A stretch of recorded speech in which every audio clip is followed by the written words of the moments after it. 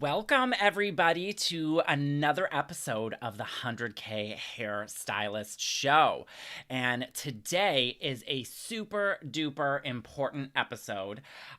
We are getting on into it now. We are talking all about how to survive your first year as a hairstylist. So you're out in the field and you're beginning your career, right?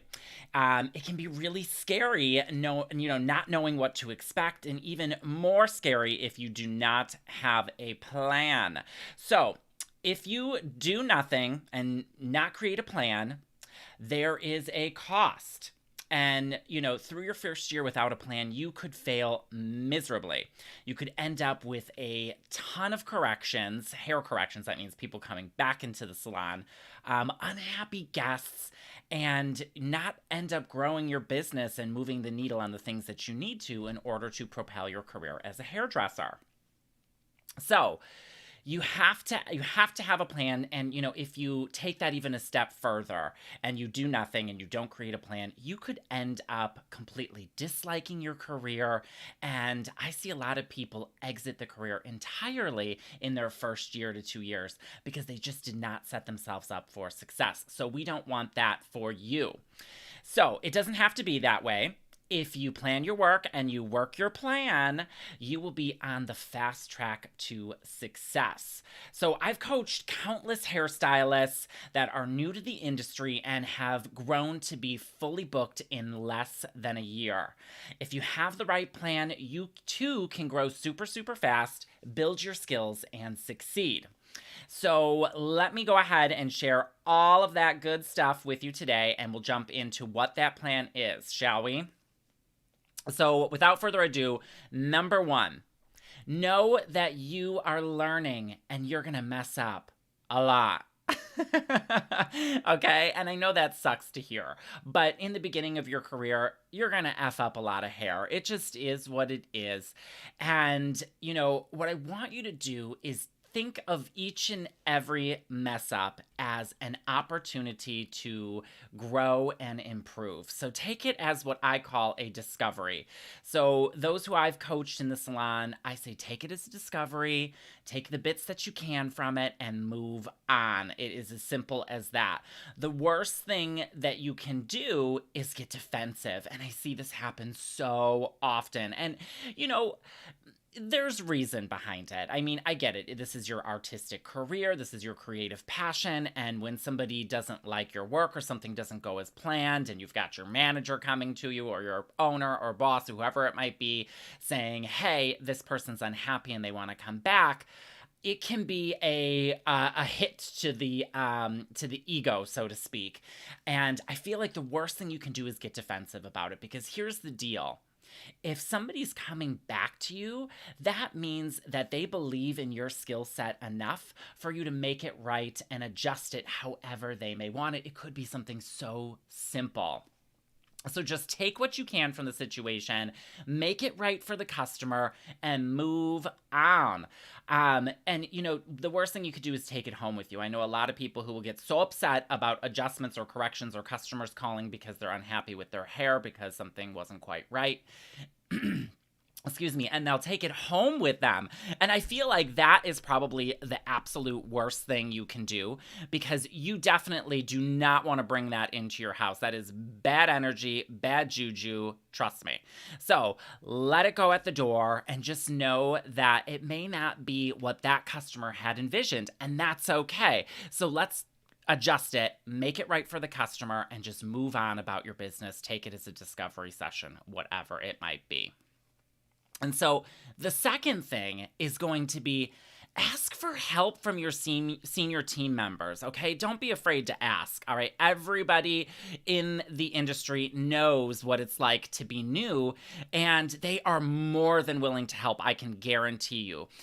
Even if they're with a customer, I always tell people who are new, if I am busy working on somebody and you are just not sure about something, I would rather you come and interrupt me and ask me than go off on your own, do something, and then have an adjustment, because what happens is those adjustments take up space on on your calendar for people who would have otherwise paid for your services. So you've got to be cautious about that. I would rather have somebody interrupt me and ask me a question. And people feel so timid about that because they're afraid to interrupt with your customer. And you know what? I actually think it's a great thing. When somebody interrupts me and wants to ask my opinion about something color related or hair related, it shows my customer that I am really good at what I do, enough for somebody to want to come and ask for my advice. So please do interrupt. I am A-okay with that. And it just further solidifies why that person is seeing me for their hair services anyway. So please do ask for help from your senior team members. Don't be afraid. It'll save you so much time and heartache. Now, number 3, you'll want to make sure that after you ask for help, that you have some type of a repeatable process and procedure behind the chair. Okay, now if you're in an intern program like we've talked about in the previous episode, hopefully that intern program has some key cuts and key colors that they want you to learn that you can practice over and over with.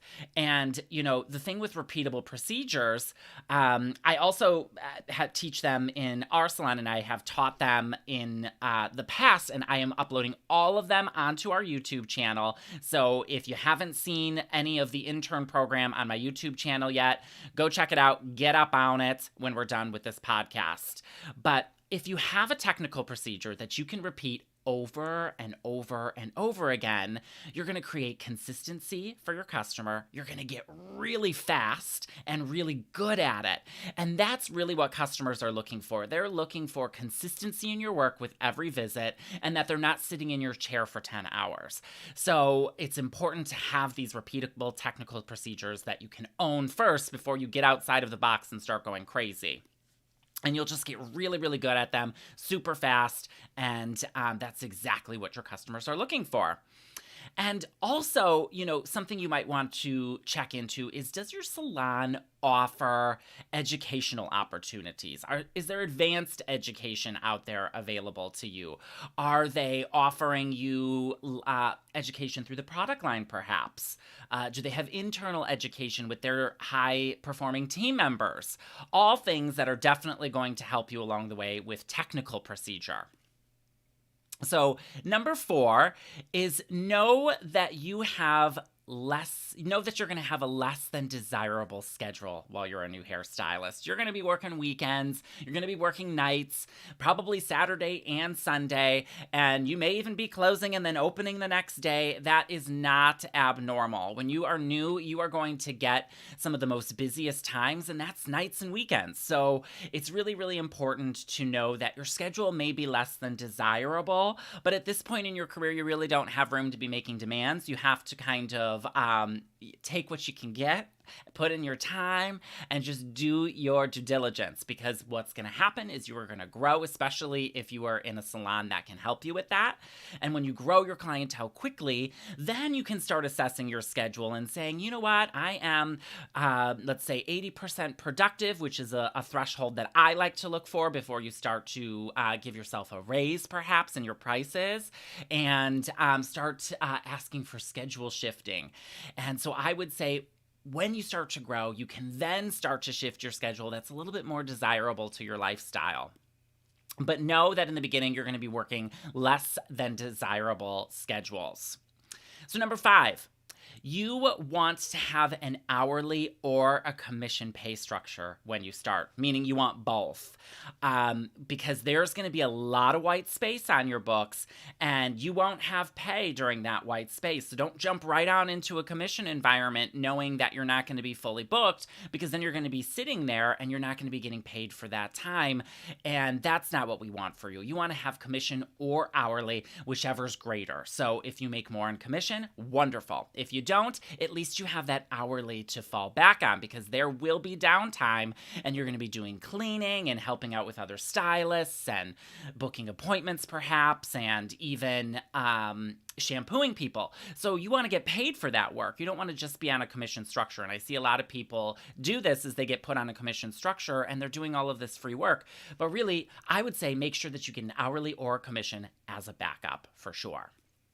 And then number 6, there will be a lot of discounted services in the beginning, okay? You may be getting them Groupons.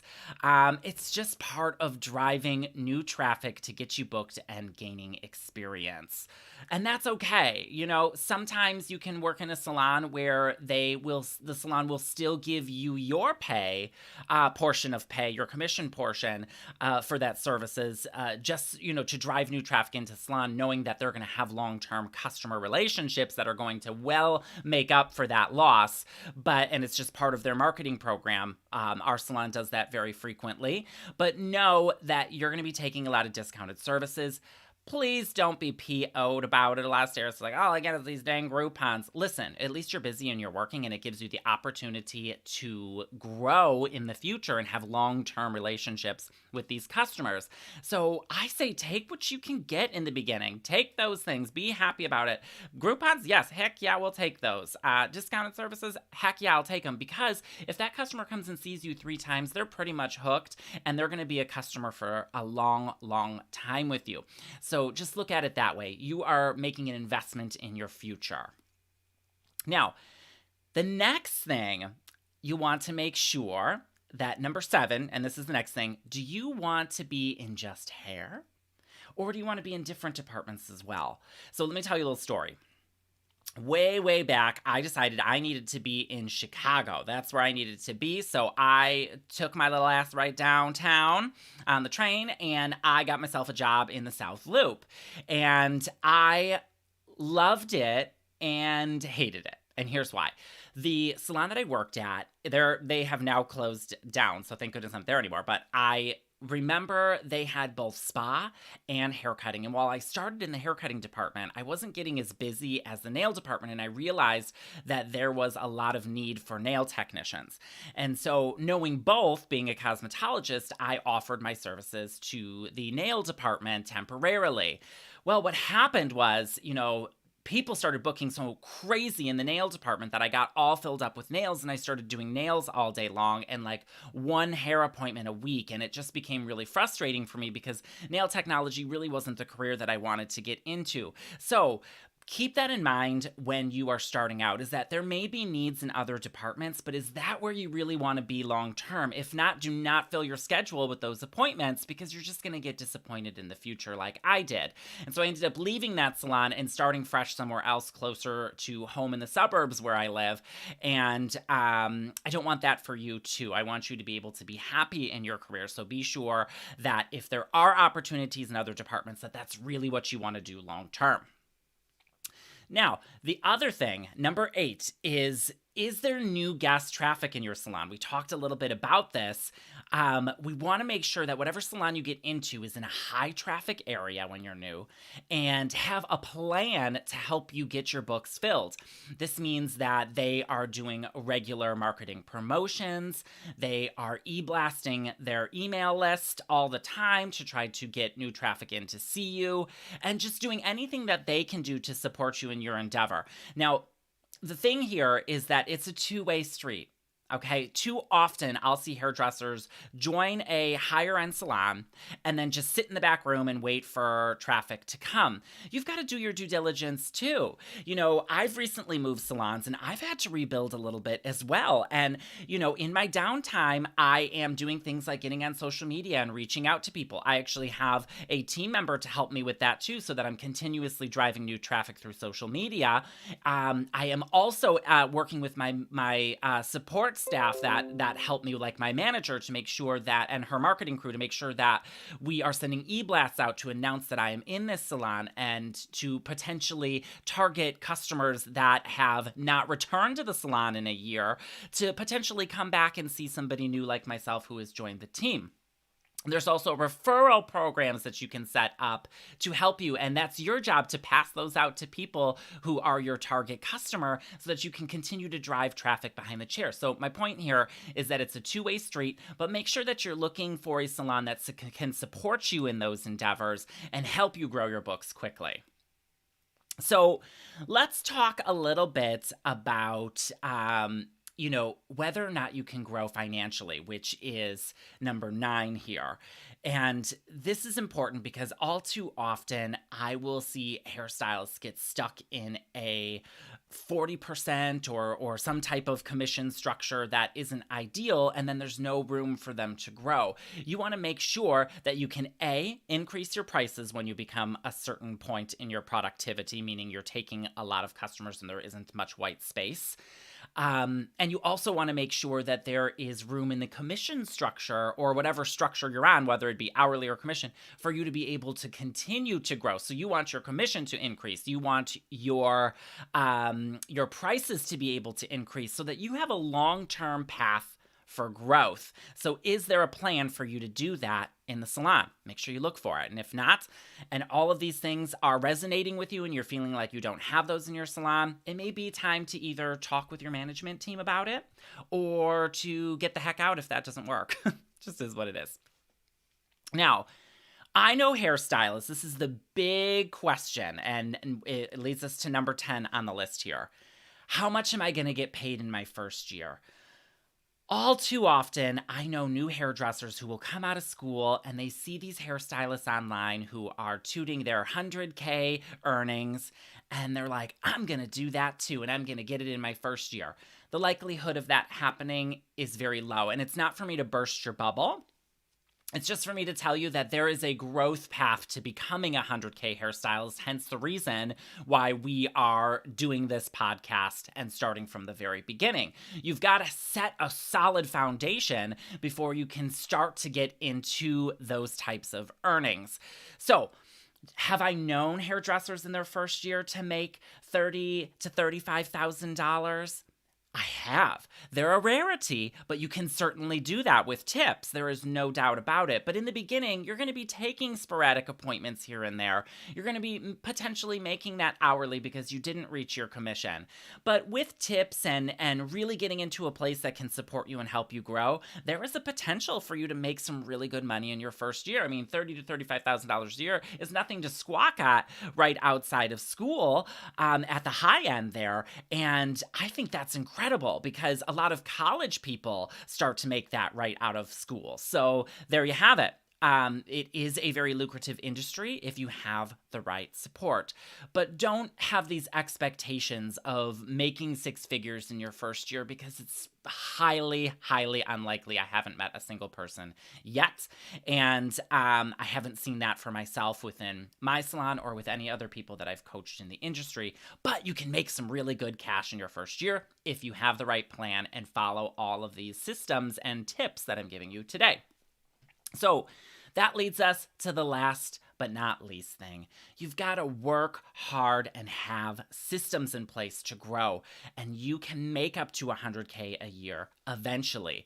And so make sure that you start now. This is the ground level, guys and gals, and I believe in you. I know that you can do it.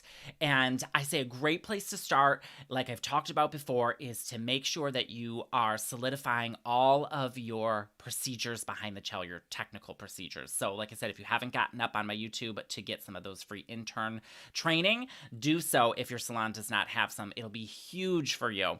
And if you want to take your skills to the next level, you can attend my free training. It is all about why it's so slow in the salon and how you can fix it. And you can get that at www.gartnerjames.com/fill-my-books. That's gartnerjames.com/fill-my-books. It's a free training that is going to help you fill your books and show you how to work less and make more money. And at the end of the day, that is exactly what we want. Well, okay, guys, thank you so much for joining me. I really appreciate you spending your time here today and allowing me to help you in your journey. And I can't wait to help you even further along the way as we continue this special podcast. I will see you guys on the next one. Bye.